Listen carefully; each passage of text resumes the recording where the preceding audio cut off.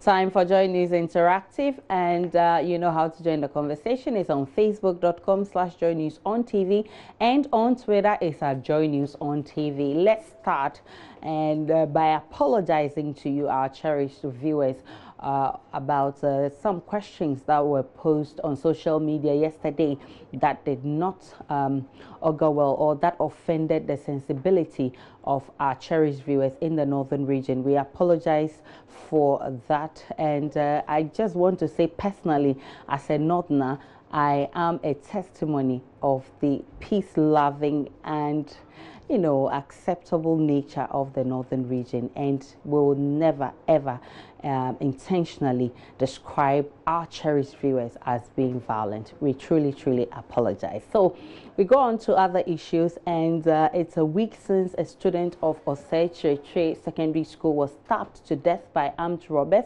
Though government has pledged to step up security on school campuses across the country, it brings back the conversation of how safe our schools are. Are you satisfied with the current state of security in our schools? I'm not satisfied. All because the students over there need a tight security, because they pay money for their education. You get me? So with that, they need serious security, so that will guide them, for them to study high. Because nowadays I've been hearing that there's a lot of these armed robbers and stuff, these thieves and things do go there to rob their laptops and stuff, which end up they also struggling themselves to get injured, and some of them even die in the course of that. So I prefer that the government should get them some tight security so that they can be able to guide the students. You go to places and you see the security officers sleeping and all those stuff. You ask yourself, what is happening? Okay, people are paid for what they are being required for, and then you wonder why things are happening this way. Anyone who is not prepared to really work as in job offered to them ought to be changed for someone else who is more effective to be given the opportunity to work. I think our schools are not safe because it's like 50% for me. Me schooling in Cape Coast, I noticed that there are some students who can even jump on the wall. So there are other securities that are just in front or actually at the entrance, but there are not some behind.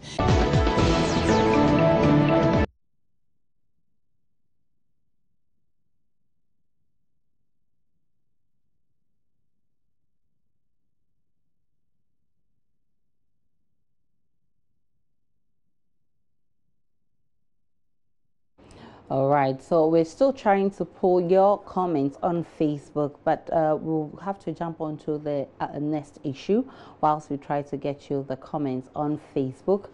Government has announced a new policy to absorb the cost of training doctors at the postgraduate level. This was announced by Assistant Secretary of the Ghana Medical Association, Titus Bayu. What do you make of this intervention? Will it help improve services rendered by doctors to patients? A lot of people want to rush into certain kind of professions just because of the sum attached with, let's say, payments and so on, and then you realize that the heart which they have to use in taking care of the patients are not there. No wonder people die and look so normal. For me, with this initiative, though it's a good initiative, they ought to scrutinize it to see if people really, those who really want to go for that profession, has the heart of kindness to which they can show to their patient before they are giving that sort of support. To a large extent, yes, because people who are rich and can afford education, they will decide which course to pursue, and then where they want to work. Because anybody who school and then will wait for government for employment. You understand? So if government want to fund education, it is mostly the poor people who benefit in that aspect. And in that case, they don't have a choice of where they will work. And government will post them to where their services are needed. Very interesting comments there. We're having a bit of a challenge with our Facebook wall, but we're still trying hard to pull those interesting comments you've posted there. Relationship is all about being with the right person, and sometimes finding the one who blows your mind can be difficult, but there are always signs that can make you realize you found the right one. So what are the signs you look out for to be sure you're with the right person? She have to show caring. She have to care much about you, at least in a day. She have to call and ask how you are doing. She must show much caring, because love is action.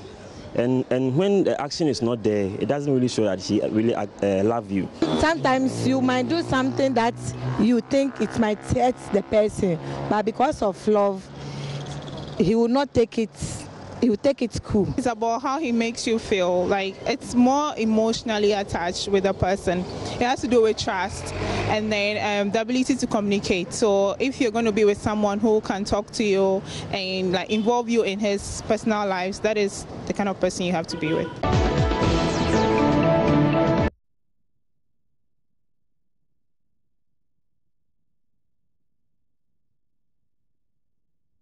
All right, so let's begin with our first issue, and some comments are flowing here. James Abusanga says, government will always pledge, but it is up to the school authorities to employ stronger and skillful security services rather than rely on the old man at the gate security system, which is endangering the lives of students. Daniel Ulahogli says, armed robbers do not regard walls. When the Lord does not watch, the watchman who has guns rolling around him watches in vain.